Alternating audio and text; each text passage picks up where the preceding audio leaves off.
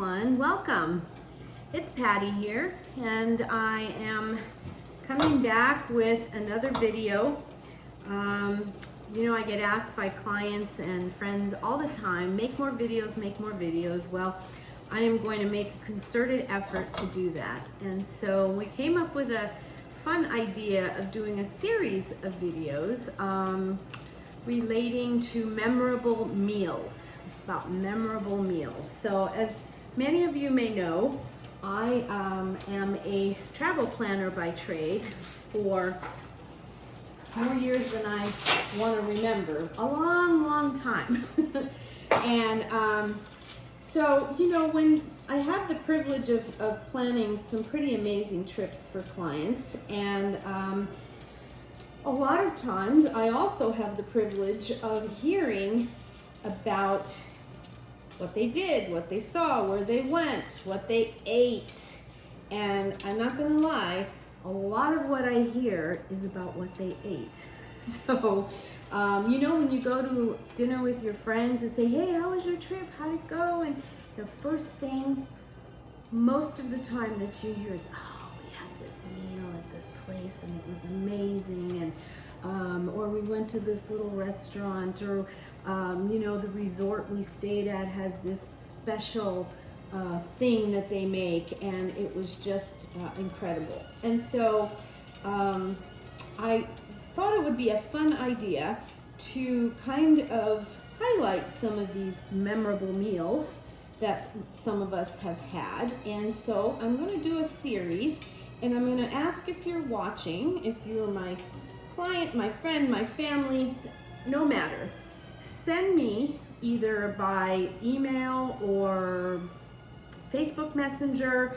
Patty, P-A-T-T-I, at tripmatters.net, or to my Facebook Messenger, or you can even text it to me. But I would love to hear specifically if there is a memorable meal that you had and what it was about. You know, it could be some fancy resort that you went to that had this incredible spread, or a dish that stayed with you. It could be, you know, you went to a B&B and they made you this breakfast and it was off the charts and it was so good, and what was so good about it. So whatever it happens to be, wherever, a restaurant, a resort, a cruise ship, wherever this memorable meal happened, I would love to hear about it. And I thought it would be fun to try to get the recipe from, let's say, a resort, and recreate it and make it for you on another one of these videos.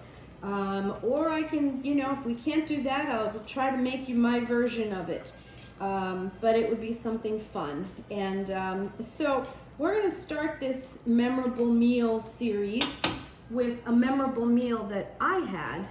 A very simple but memorable meal that I had, and I want to share it with you.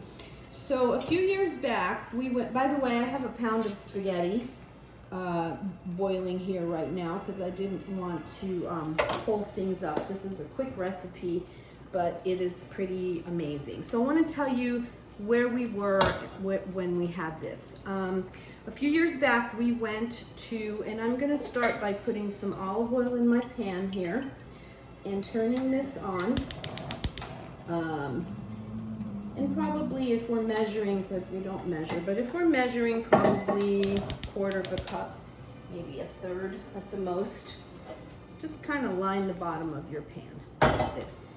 So we were on a cruise, and one of the days we had the privilege of spending a day visiting Pompeii, of course, the ruins of Pompeii, which is on the outskirts of Naples, up under Mount Vesuvius.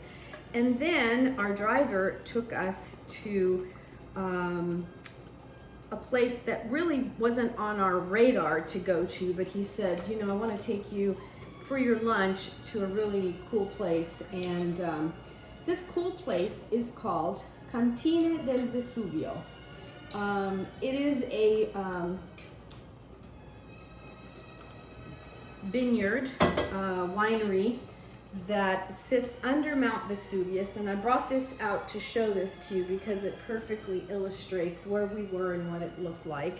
I'm gonna see if I can do this without the glare of the light, but as you can see, there we are. There's the vineyards in the background, and there's Mount Vesuvius right up above us. And so, this land under Vesuvius is known for to be gold with respect to agriculture and what grows there. And the most famous thing that grows there are San Marzano tomatoes. The rich volcanic soil does something to tomatoes that I can't even begin to tell you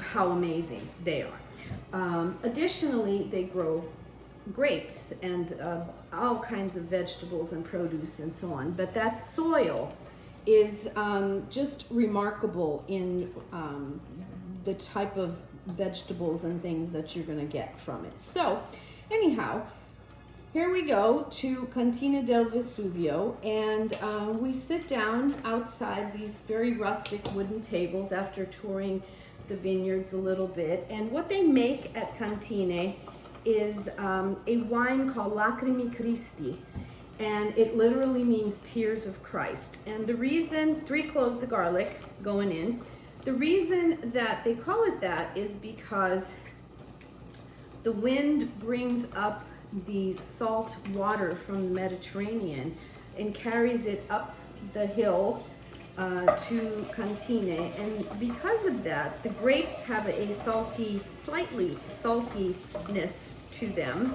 And so, you know, Italians being the poets and romantic, profound people, decided to name this wine Lacrimi Christi. And it's a very wonderful red, hearty wine. We drank all that we brought back with us, so I don't have any of that to tell you about, but you can find it, and it's wonderful. And so we went there to try the wine, and we went there to eat lunch. And in the course, we sit down, and the young lady starts bringing out, you know, some appetizers, bruschetta and stuff. And then she brings out a bowl of spaghetti with San Marzano tomatoes and cherry tomatoes that just like sugar, amazing. And you know, salad and other things. But this plate of pasta was so off the charts good that, you know, it's just something that, I mean, we cook pasta all the time. And this, you know, tomato, basil, little garlic pasta is a staple in an Italian house, Southern Italian household. But this one was off the charts, and so I'm going to try to recreate it here for you. So I got olive oil just and garlic just browning a little bit, and then I have the best cherry tomatoes that I could find this side of the pond, which I'm going to saute here for a little bit, and some San Marzano tomatoes, and I wanted to show you what that looks like. They have to say certified DOP, meaning that they are really from there, okay? Not just called San Marzano. So I've crushed them up. I just put them in a bowl and crushed them up. But I want to show you what these cherry tomatoes look like. The best ones I could find were still attached to the vine here, and they're organic, and they're not going to be those, I can guarantee you that, but I'm going to try to get as close to that magic as possible. Meanwhile, my pasta is boiling here, and so we had this day, you know, where you're drinking amazing wine and in this setting that was just unbelievable.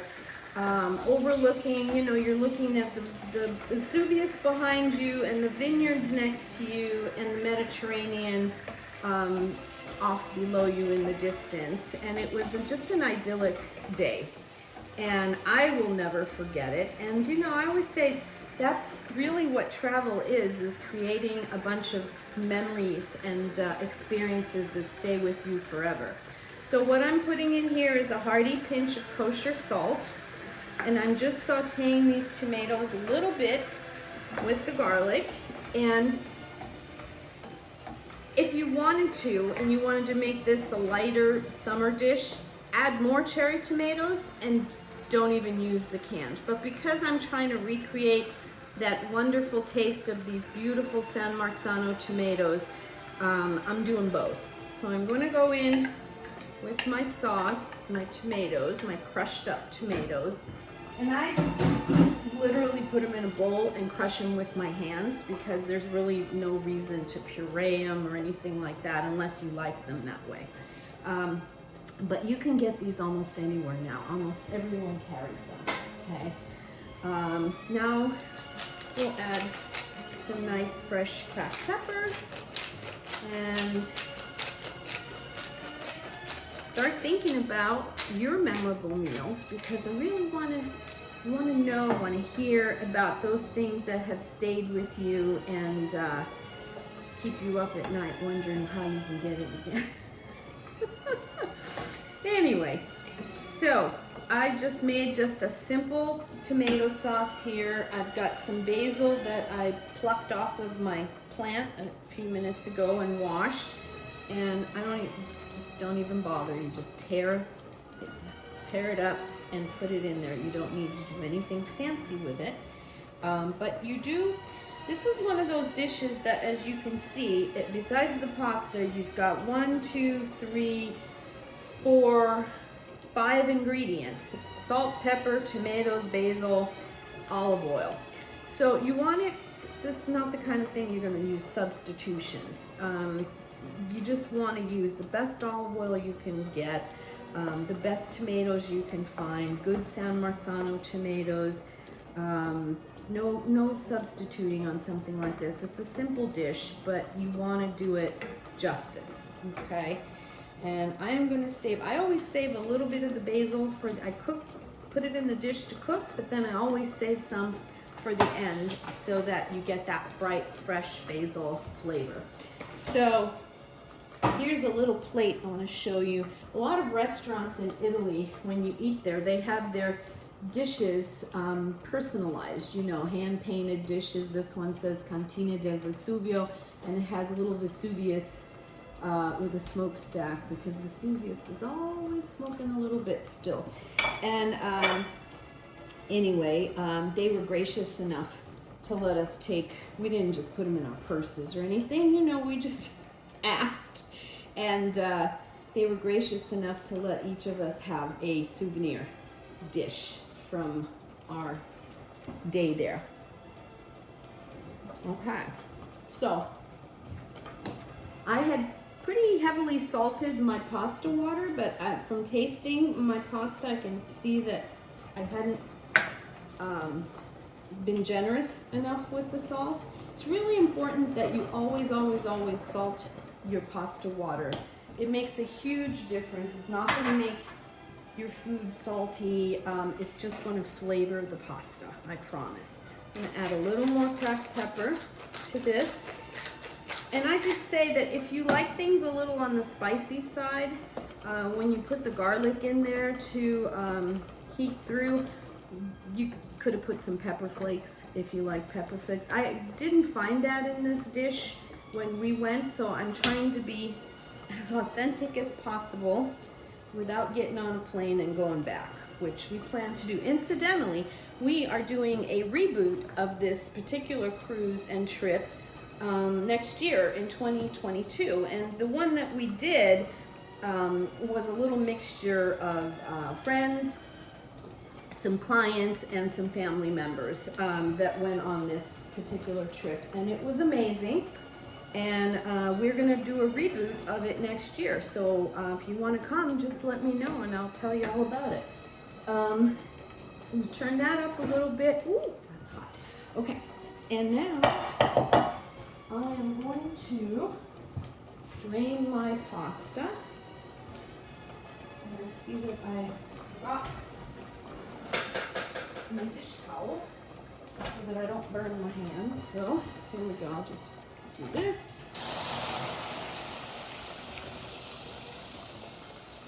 There we go. And My glasses are nice and steamy now. Oh my goodness. You know, I always say, if I had a last meal, you know, everybody asks sometimes, what would your last meal be if you had a last meal? And for me, it would be a simple plate of pasta. Pasta to me, you know, people talk about comfort food. That's comfort right there. And not anything fancy, but just a good, well-made, well-cooked plate of pasta. So here is our sauce, which I'm going to let cook for maybe another minute. Like I said, it really doesn't require a lot, but it is a good idea to taste and see if it needs any more seasoning. That's good. And then we are going to take this over here. I always like to finish it with a little bit extra oil, but it does need a little bit more. You know, people are afraid of seasoning. I don't know why. But anyhow, so send me your recipe, send me the name of your dish and where you were and what was amazing about it. And we will follow up with this video with some others highlighting your dish or memorable meal, wherever that happened to be. I have others, trust me. You know, I spoke about a bed and breakfast. Frank and I stayed at a bed and breakfast one time in Oregon, and the couple that owned it were, she was a nurse and he had retired early, and she was off to work, and he cooked us breakfast. It wasn't anything special. It was blueberry pancakes and locally made sausage and fresh squeezed juice and so on, but it was so good. Was probably 25 years ago, and I'm still remembering it. I'm still remembering that breakfast. We sat in his little dining room and there were no other guests, and he told us about what caused them or propelled them to open a bed and breakfast, and all of their misadventures and so on. And while we ate, he talked, and we thoroughly loved it, and it was one of the best breakfasts I ever had. So that's what I'm talking about. Anyway, I think we are good here. Let me taste one more time, make sure that we are good to go. And of course, I'm gonna top my pasta with a generous shaving of Parmesan, fresh Parmesan cheese. Yeah. Oh yeah. That's it. That is it. So, you can see how fast this came together. And now, without hurting myself here, I'm just going to pour this right over without making a mess. Look at that. Oh, isn't that beautiful? All right, here we are. And if I show you, I'm gonna post the pictures with the recipe, because I want you to see. There's a photo of the young lady who served us, and this looks an awful lot like that bowl of pasta that she put in front of us. And the final thing I'll tell you is that when we got in the car to go back to our ship, the driver said, so what'd you have? And we said, oh, it was great. It was a little bruschetta, and we had, you know, just simple tomato basil pasta. And he was almost insulted. He said, just tomato basil pasta? Do you realize what that is? And do you realize it? He was joking, but the point is they take a lot of pride in the product, in the ingredients there. And I'm just gonna go with a little bit more olive oil on top and pretend, because I'm not gonna take the time to do it now, but a nice, good, healthy shaving of fresh Parmesan cheese. And there you have it. Okay, this is pasta pomodoro alla Cantina del Vesuvio. And can't wait to do some more of this. I think it'll be fun. Send me your memorable meals. I want to hear about your memorable meals, okay? Have a good day and enjoy. Bye.